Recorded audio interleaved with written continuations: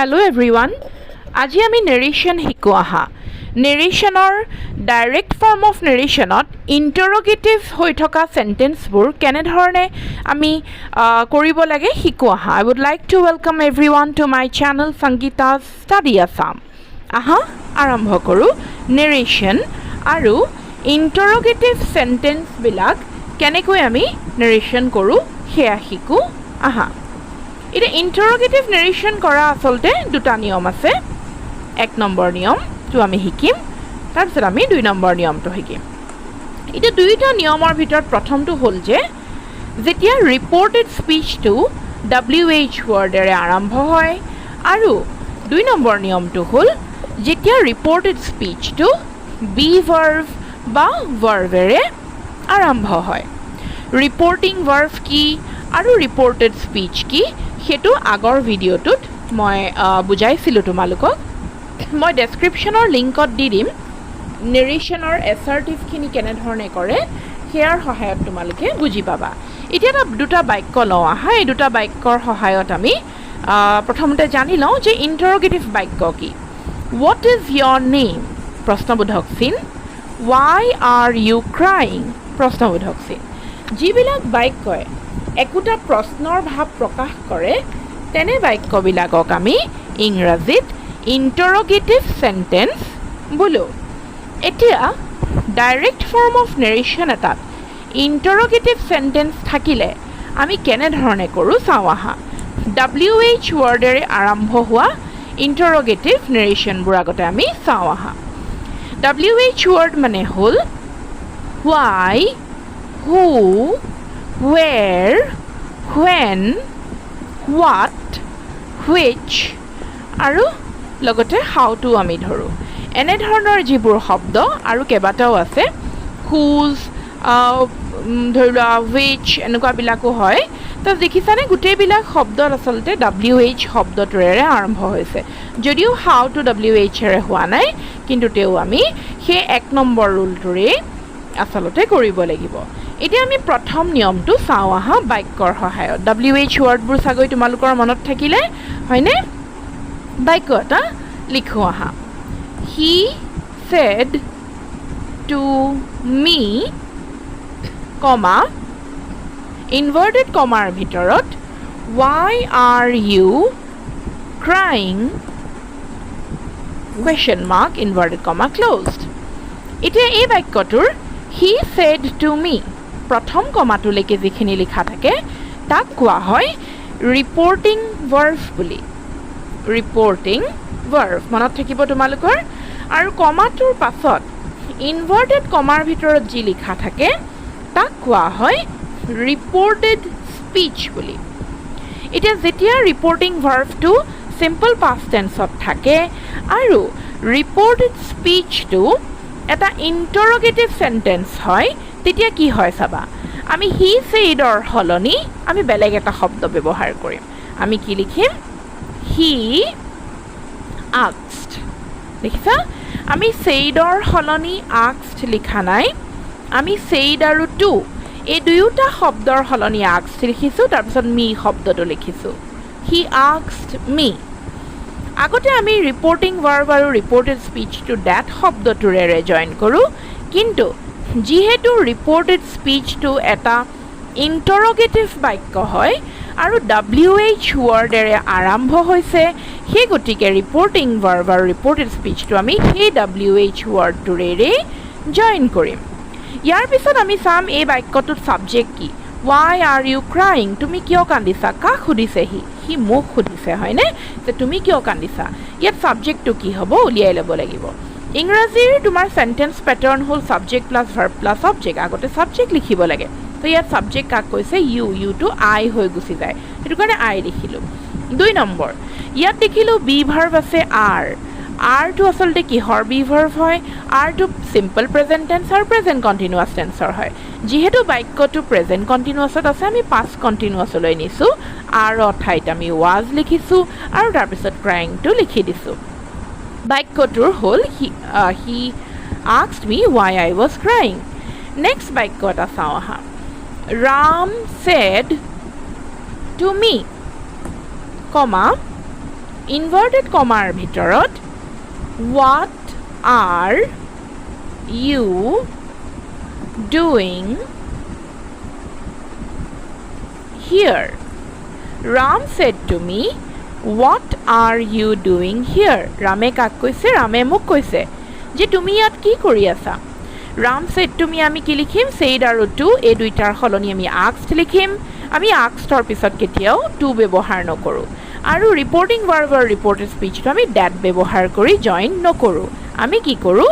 এই যিটো WH word আছে এই WH ৱৰ্ডটোৰে আমি ৰিপৰ্টিং ভাৰ্বৰ ৰিপৰ্টেড স্পীচটো জইন কৰোঁ। হোৱাট লিখিম এতিয়া। তাৰপিছত এতিয়া আমি ইয়াত ছাবজেক্টটো বিচাৰিম। ৰামে কাক কৈছে? মোক কৈছে। আৰু ইয়াৰ পিছত কি লিখিছে? ইউ, তোমাক নিজক কোৱা বুজাইছে, হয়নে? সেই গতিকে ইয়াত ছাবজেক্ট হ'ব I. Ram asked me what I are আছে আৰু ডুইং আছে, তাৰমানে প্ৰেজেণ্ট কণ্টিনিউৱাছ। প্ৰেজেণ্ট কণ্টিনিউৱাছত যেতিয়া ডাইৰেক্টত এটা নেৰেশ্যন থাকে তেতিয়া আমি ইনডাইৰেক্টলৈ নিওঁতে পাষ্ট কণ্টিনিউৱাছ কৰোঁ। Ram asked me what I was doing here to there হৈ যাব।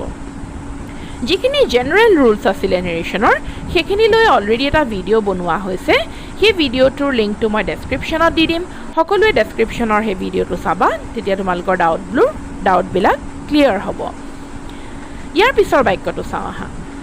দ্য মেন ছেড, ইনভাৰ্টেড কমাৰ ভিতৰত এইবাৰ আমি লিখিম where is your brother question mark, হয়নে?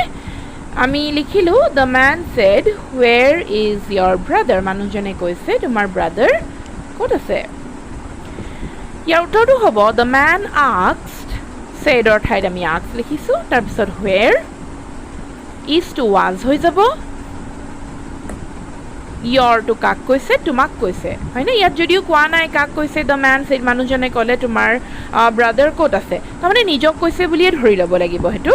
চ' সেই গতিকে ৱেৰ ৱাজ মাই ব্ৰাদাৰ। ফিনিছড।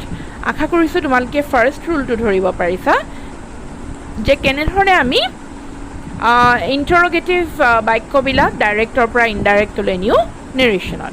এইটো আৰু এক ধৰণে লিখিব পাৰি the man asked where my brother was। ঠিক আছে? এই বাক্যটো দুটা ধৰণে আমি লিখিব পাৰোঁ। The man asked where was my brother আৰু the man asked where my brother was, দুইটাই শুদ্ধ। এতিয়া আমি চাওঁ আহা ইণ্টাৰগেটিভ নেৰেশ্যনছবিলাকৰ ছেকেণ্ড ৰুলটো। He said to me, comma, inverted comma ভিতৰত লিখিম এতিয়া আমি will you help me? Question mark, inverted comma closed. He said to me to whole reporting verb আৰু will you help me to whole reported speech. ইয়াত আমি he said to me to আমি কি লিখিম? asked লিখিম, হয়নে? he asked me হ'ব। কিন্তু তাৰ আগত আৰু এটা বাক্য মই লিখি দেখুৱাইছোঁ, এই বাক্যটো চাই লোৱা তোমালোকে। Ram said to me did you do the work. ইয়াত ৰাম ছেড টু মি টু reporting verb, did you do the work টু হ'ল ৰিপৰ্টেড স্পীচ। এতিয়া দুইটাতে আমি দেখিছোঁ ৰিপৰ্টিং ভাৰ্ব দুটাত ছেড টু আছে আৰু পিছৰ দুটাত দেখিছোঁ এটাত হ'ল উইলটো হ'ল চিম্পল ফিউচাৰ টেন্সৰ বি ভাৰ্ব। প্ৰথম বাক্যটো বি ভাৰ্বেৰে আৰম্ভ হৈছে আৰু ছেকেণ্ড বাক্যটো ডিডটো হ'ল এটা ভাৰ্বেৰে আৰম্ভ হৈছে। চ' এতিয়া আমি চাম বি ভাৰ্ব আৰু ভাৰ্বেৰে আৰম্ভ হোৱা ডাইৰেক্ট ফৰ্ম অফ নেৰেশ্যনবিলাক ইণ্টাৰগেটিভত থাকিলে আমি কেনেকৈ ইনডাইৰেক্টলৈ নিওঁ। প্ৰথম বাক্যটোৰ সহায়ত শিকোঁ আহা। হি ছেড টু মি, উত্তৰটো হ'ব হি আস্কড মি। ছেড শব্দটোৰ সলনি আমি আস্কড ইউজ কৰিছোঁ।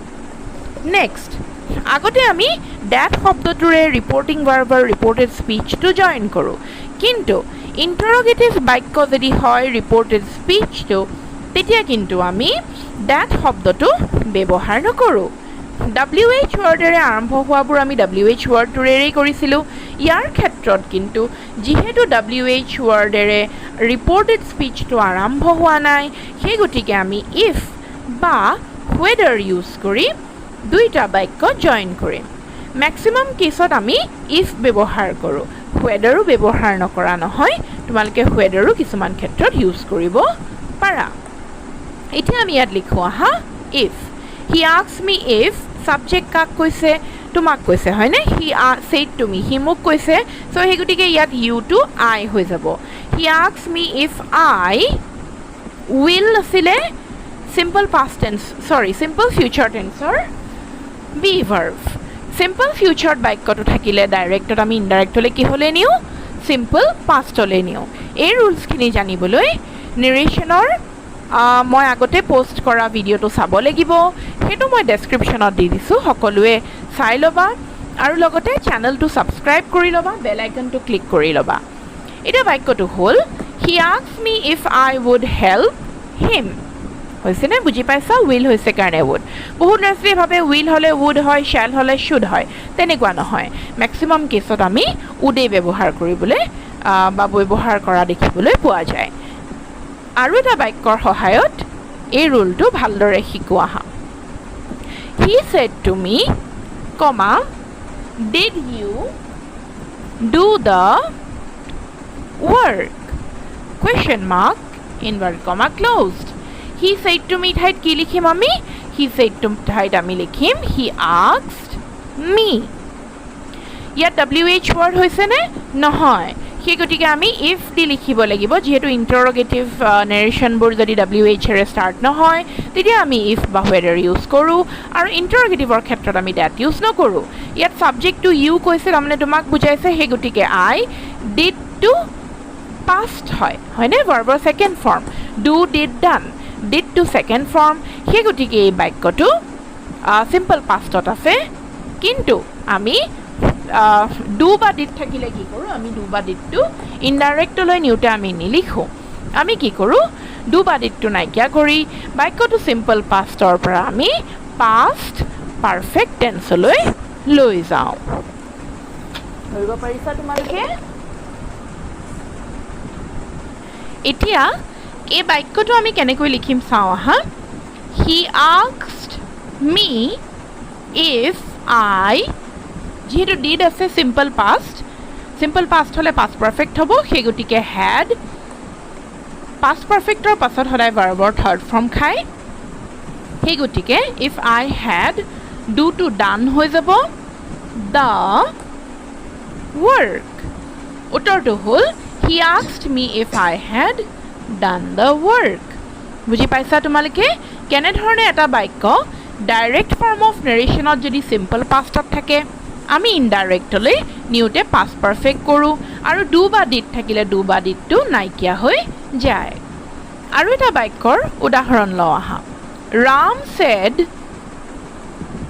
to Hari comma inverted commaৰ ভিতৰত do you like ice creams বাক্যটো হ'ল Ram said to Hari comma do you like ice creams ইয়াৰ আনসাৰটো হ'ব Ram asked Hari যেহেতু do দি আৰম্ভ হৈছে সেই গতিকে আমি if বা whether ইউজ কৰিম মই if ইউজ কৰি দেখাইছোঁ Ram asked Hari if কাৰ কথা কৈছে Ram you to কাক হ'ব Hari হ'ব Hari যেহেতু এটা নাউন আমি নাউনৰ ঠাইত এটা pronoun ইউজ কৰিম আৰু সেই pronounটো হ'ল he if he এতিয়া do দি আৰম্ভ হৈছে তাৰমানে simple প্ৰেজেণ্টত থাকিলে বাক্যটো কিহলৈ নিওঁ আমি simple pastলৈ নিওঁ do বা didটো নাইকিয়া হৈ যায় আৰু যেটো সেকেন্ড ভাৰ্ব like হেতু past ফৰ্মলৈ লৈ গুচি যাম if he liked ice creams